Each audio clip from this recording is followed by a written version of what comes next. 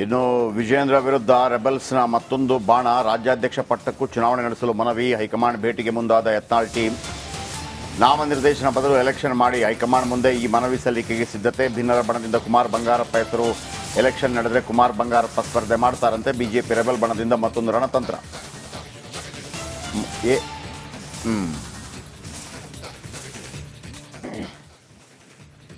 ವಿಚಾರ ಇಷ್ಟೇ ವೀಕ್ಷಕರೇ. ಈಗ ಕಾಂಗ್ರೆಸ್ ಅಲ್ಲಿ ಕೆಪಿಸಿ ಅಧ್ಯಕ್ಷರಿದ್ದಾರೆ, ಮಲ್ಲಿಕಾರ್ಜುನ ಖರ್ಗೆ ಎಐಸಿಸಿ ಅಧ್ಯಕ್ಷ. ನಿಜವಾಗಿ ಅದೆಲ್ಲ ಅಧ್ಯಕ್ಷಗಿರಿ ವೋಟ್ ಮುಖಾಂತರ ನಡೆಯುತ್ತೆ.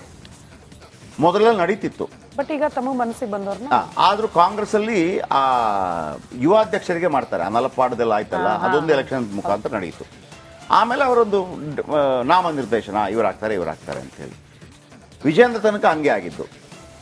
ಇಶ್ಯೂಗಳು ಬಂದಾಗ ನಾವೇನು ಮಾಡ್ತೀವಿ, ಎಲೆಕ್ಷನ್ ಮಾಡ್ತೀವಿ ಅಂತ ಹೇಳಿದ್ರು. ಎಲೆಕ್ಷನ್ ಅಂದ್ರೆ ಏನು, ಅಲ್ಲಿ ಬ್ಲಾಕ್ ಅಥವಾ ಜಿಲ್ಲಾ ಪಂಚಾಯತ್ ಜಿಲ್ಲಾ ಬಿಜೆಪಿ ಅಧ್ಯಕ್ಷರು ವೋಟ್ ಹಾಕುವಂತ. ವಿಜೇಂದ್ರ ಬಂದ ನಂತರ ಇವರು ಅನೇಕರನ್ನ ನೇಮಕ ಮಾಡಿದ್ದಾರೆ, ಜಿಲ್ಲಾ ಅಧ್ಯಕ್ಷರಾಗಿ ಮತ್ತೊಂದಾಗಿ ಅಂತೇಳಿ. ಸೊ ಹಾಗಾಗಿ ವೋಟ್ ಹಾಕಿದ್ರು ಕೂಡ ಇವರೇ ಗೆಲ್ತಾರೆ.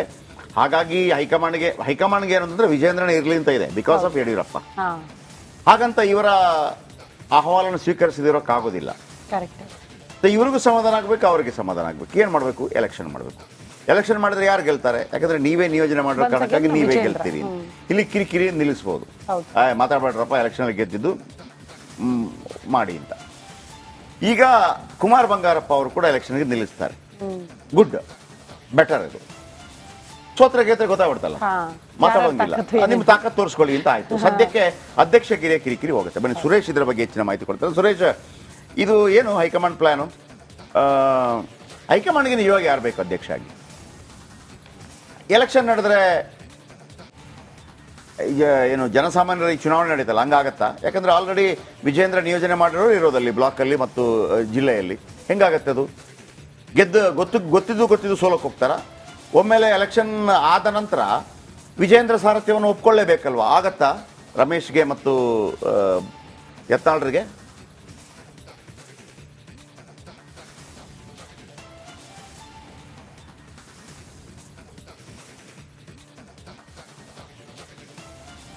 ಜಯಪ್ರಕಾಶ್ ಶೆಟ್ಟಿ ತಾವು ಹೇಳಿದಾಗೆ ಒಂದು ಹೈಕಮಾಂಡ್ಗೆ ಬೇಕಿರ್ತಕ್ಕಂಥದ್ದು ನಿಜಕ್ಕೂ ಕೂಡ ರಾಜ್ಯ ಬಿಜೆಪಿಯನ್ನ ಬಲಗೊಳಿಸುವಂತವ್ರು, ಸಂಘಟನಾತ್ಮಕವಾಗಿ ಪಕ್ಷವನ್ನ ಸಂಘಟನಾ ದೃಷ್ಟಿಯಲ್ಲಿ ತಳಮಟ್ಟದಿಂದ ಮೇಲಕ್ಕೆತ್ತುವಂತವ್ರು ಬೇಕಾಗಿರ್ತಕ್ಕಂಥದ್ದು. ಆದ್ರೆ ರಾಜ್ಯ ಬಿಜೆಪಿನ ಬಣ ಬಡದಾಟಕ್ಕೆ ಬ್ರೇಕ್ ಹಾಕುವ ನಿಟ್ಟಿನಲ್ಲಿ ಈವರೆಗೂ ಕೂಡ ಆಗಿಲ್ಲ. ಅದು ಹೈಕಮಾಂಡ್ ನಾಯಕರ ಒಂದಷ್ಟು ಸಭೆಗಳನ್ನ ಮಾಡಿ ಅವರು ಶಿಸ್ತು ಸಮಿತಿ ಮುಂದೆ ಹಾಜರಾಗಿ ಬಂದ ನಂತರವೂ ಕೂಡ ಅದು ಯಾವುದೂ ಕೂಡ ಆಗಿಲ್ಲ. ಆದರೆ ಅಂತಿಮವಾಗಿ ಇವರ ಒಂದು ಡಿಮ್ಯಾಂಡ್ ಏನಿತ್ತು, ರಾಜ್ಯಾಧ್ಯಕ್ಷರನ್ನು ಬದಲಾಯಿಸಬೇಕು ಅಂತಕ್ಕಂತಹ ಒಂದು ಆಗ್ರಹ ಇತ್ತು. ಇದಕ್ಕೆ ಈಗ ಒಂದು ಅಂತಿಮ ಘಟ್ಟಕ್ಕೆ ಬಂದಿರತಕ್ಕಂಥದ್ದು. ಅಂದ್ರೆ ಈಗ ರಾಜ್ಯಾಧ್ಯಕ್ಷರ ಚುನಾವಣೆ ನಾಮನಿರ್ದೇಶನ ಮಾಡುವಂಥದ್ದು ಬೇಡ.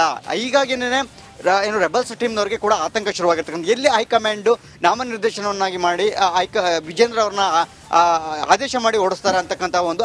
Thank you.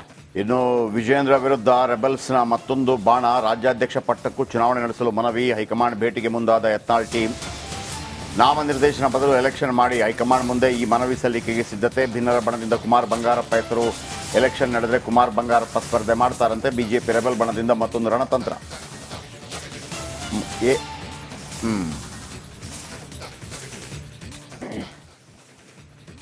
ವಿಚಾರ ಇಷ್ಟೇ ವೀಕ್ಷಕರೇ. ಈಗ ಕಾಂಗ್ರೆಸ್ ಅಲ್ಲಿ ಕೆಪಿಸಿ ಅಧ್ಯಕ್ಷರಿದ್ದಾರೆ, ಮಲ್ಲಿಕಾರ್ಜುನ ಖರ್ಗೆ ಎಐಸಿಸಿ ಅಧ್ಯಕ್ಷ. ನಿಜವಾಗಿ ಅದೆಲ್ಲ ಅಧ್ಯಕ್ಷಗಿರಿ ವೋಟ್ ಮುಖಾಂತರ ನಡೆಯುತ್ತೆ. ಮೊದಲೆಲ್ಲ ನಡೀತಿತ್ತು, ಬಟ್ ಈಗ ತಮ್ಮ ಮನಸ್ಸಿಗೆ ಬಂದವ್ರನ್ನ. ಆದ್ರೂ ಕಾಂಗ್ರೆಸ್ ಅಲ್ಲಿ ಆ ಯುವ ಅಧ್ಯಕ್ಷರಿಗೆ ಮಾಡ್ತಾರೆ. ಅನಲಪಾಡದೆಲ್ಲ ಆಯ್ತಲ್ಲ, ಅದೊಂದು ಎಲೆಕ್ಷನ್ ಮುಖಾಂತರ ನಡೆಯಿತು.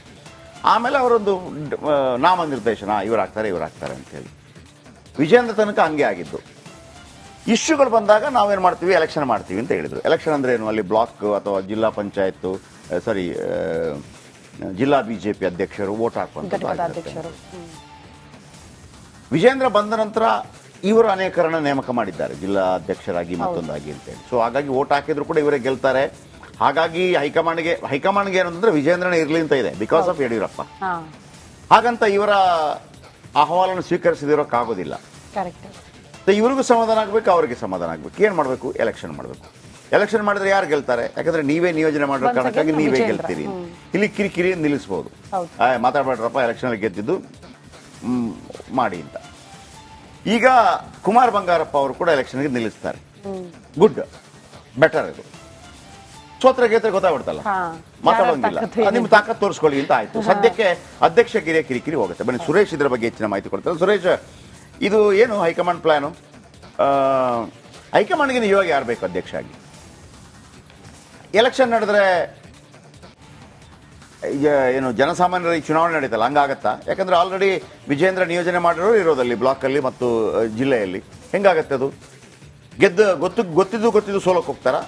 ಒಮ್ಮೆಲೆ ಎಲೆಕ್ಷನ್ ಆದ ನಂತರ ವಿಜೇಂದ್ರ ಸಾರಥ್ಯವನ್ನು ಒಪ್ಕೊಳ್ಳೇಬೇಕಲ್ವಾ? ಆಗತ್ತಾ ರಮೇಶ್ಗೆ ಮತ್ತು ಯತ್ನಾಳ್ರಿಗೆ?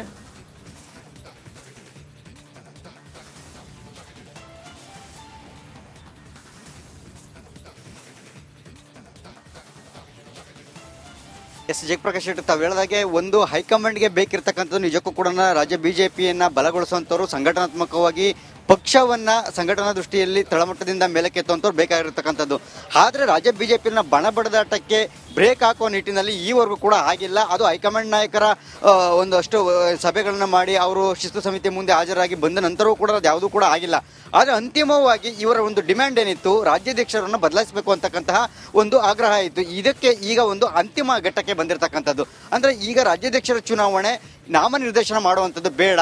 ಹೀಗಾಗಿನೇ ಏನು ರೆಬಲ್ಸ್ ಟೀಮ್ನವ್ರಿಗೆ ಕೂಡ ಆತಂಕ ಶುರುವಾಗಿರ್ತಕ್ಕಂಥ. ಎಲ್ಲಿ ಹೈಕಮಾಂಡ್ ನಾಮನಿರ್ದೇಶನವನ್ನಾಗಿ ಮಾಡಿ ವಿಜೇಂದ್ರ ಅವ್ರನ್ನ ಆದೇಶ ಮಾಡಿ ಓಡಿಸ್ತಾರೆ ಅಂತಕ್ಕಂಥ ಒಂದು. Okay, thank you. ಇನ್ನು ವಿಜೇಂದ್ರ ವಿರುದ್ಧ ರೆಬಲ್ಸ್ನ ಮತ್ತೊಂದು ಬಾಣ. ರಾಜ್ಯಾಧ್ಯಕ್ಷ ಪಟ್ಟಕ್ಕೂ ಚುನಾವಣೆ ನಡೆಸಲು ಮನವಿ. ಹೈಕಮಾಂಡ್ ಭೇಟಿಗೆ ಮುಂದಾದ ಯತ್ನಾಳ್ ಟೀಮ್. ನಾಮನಿರ್ದೇಶನ ಬದಲು ಎಲೆಕ್ಷನ್ ಮಾಡಿ ಹೈಕಮಾಂಡ್ ಮುಂದೆ ಈ ಮನವಿ ಸಲ್ಲಿಕೆಗೆ ಸಿದ್ಧತೆ. ಭಿನ್ನರ ಬಣದಿಂದ ಕುಮಾರ್ ಬಂಗಾರಪ್ಪ ಹೆಸರು. ಎಲೆಕ್ಷನ್ ನಡೆದರೆ ಕುಮಾರ್ ಬಂಗಾರಪ್ಪ ಸ್ಪರ್ಧೆ ಮಾಡ್ತಾರಂತೆ. ಬಿಜೆಪಿ ರೆಬಲ್ ಬಣದಿಂದ ಮತ್ತೊಂದು ರಣತಂತ್ರ.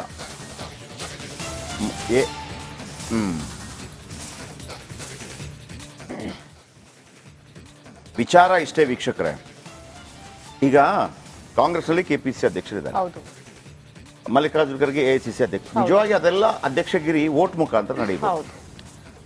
ಮೊದಲೆಲ್ಲ ನಡೀತಿತ್ತು, ಬಟ್ ಈಗ ತಮ್ಮ ಮನಸ್ಸಿಗೆ ಬಂದವ್ರನ್ನ. ಆದ್ರೂ ಕಾಂಗ್ರೆಸ್ ಅಲ್ಲಿ ಆ ಯುವ ಅಧ್ಯಕ್ಷರಿಗೆ ಮಾಡ್ತಾರೆ. ಅನಲಪಾಡದೆಲ್ಲ ಆಯ್ತಲ್ಲ, ಅದೊಂದು ಎಲೆಕ್ಷನ್ ಮುಖಾಂತರ ನಡೆಯಿತು.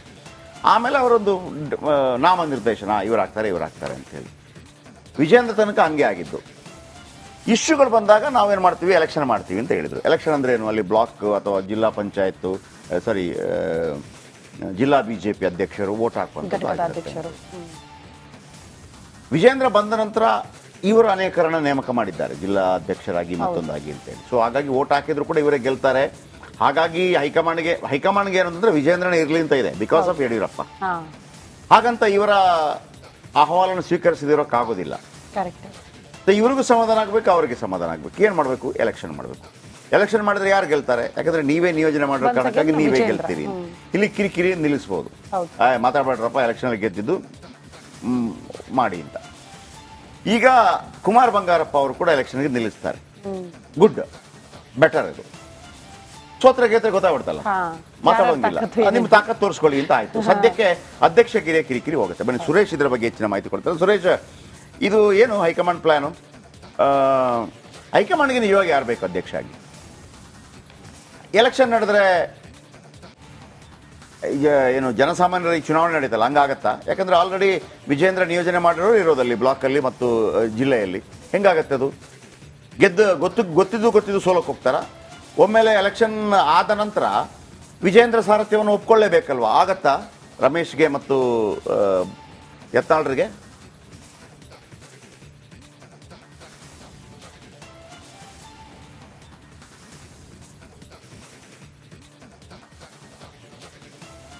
ಎಸ್ ಜಯಪ್ರಕಾಶ್ ಶೆಟ್ಟಿ ತಾವು ಹೇಳಿದಾಗೆ ಒಂದು ಹೈಕಮಾಂಡ್ಗೆ ಬೇಕಿರ್ತಕ್ಕಂಥದ್ದು ನಿಜಕ್ಕೂ ಕೂಡ ರಾಜ್ಯ ಬಿಜೆಪಿಯನ್ನ ಬಲಗೊಳಿಸುವಂತವ್ರು, ಸಂಘಟನಾತ್ಮಕವಾಗಿ ಪಕ್ಷವನ್ನ ಸಂಘಟನಾ ದೃಷ್ಟಿಯಲ್ಲಿ ತಳಮಟ್ಟದಿಂದ ಮೇಲಕ್ಕೆತ್ತುವಂತವ್ರು ಬೇಕಾಗಿರ್ತಕ್ಕಂಥದ್ದು. ಆದ್ರೆ ರಾಜ್ಯ ಬಿಜೆಪಿನ ಬಣ ಬಡದಾಟಕ್ಕೆ ಬ್ರೇಕ್ ಹಾಕುವ ನಿಟ್ಟಿನಲ್ಲಿ ಈವರೆಗೂ ಕೂಡ ಆಗಿಲ್ಲ. ಅದು ಹೈಕಮಾಂಡ್ ನಾಯಕರ ಒಂದಷ್ಟು ಸಭೆಗಳನ್ನ ಮಾಡಿ ಅವರು ಶಿಸ್ತು ಸಮಿತಿ ಮುಂದೆ ಹಾಜರಾಗಿ ಬಂದ ನಂತರವೂ ಕೂಡ ಅದು ಯಾವುದೂ ಕೂಡ ಆಗಿಲ್ಲ. ಆದರೆ ಅಂತಿಮವಾಗಿ ಇವರ ಒಂದು ಡಿಮ್ಯಾಂಡ್ ಏನಿತ್ತು, ರಾಜ್ಯಾಧ್ಯಕ್ಷರನ್ನು ಬದಲಾಯಿಸಬೇಕು ಅಂತಕ್ಕಂತಹ ಒಂದು ಆಗ್ರಹ ಇತ್ತು. ಇದಕ್ಕೆ ಈಗ ಒಂದು ಅಂತಿಮ ಘಟ್ಟಕ್ಕೆ ಬಂದಿರತಕ್ಕಂಥದ್ದು. ಅಂದ್ರೆ ಈಗ ರಾಜ್ಯಾಧ್ಯಕ್ಷರ ಚುನಾವಣೆ ನಾಮನಿರ್ದೇಶನ ಮಾಡುವಂಥದ್ದು ಬೇಡ. ಹೀಗಾಗಿನೇ ಏನು ರೆಬಲ್ಸ್ ಟೀಮ್ನವ್ರಿಗೆ ಕೂಡ ಆತಂಕ ಶುರುವಾಗಿರ್ತಕ್ಕಂಥ. ಎಲ್ಲಿ ಹೈಕಮಾಂಡ್ ನಾಮನಿರ್ದೇಶನವನ್ನಾಗಿ ಮಾಡಿ ವಿಜೇಂದ್ರ ಅವ್ರನ್ನ ಆದೇಶ ಮಾಡಿ ಓಡಿಸ್ತಾರೆ ಅಂತಕ್ಕಂಥ ಒಂದು. Okay, thank you.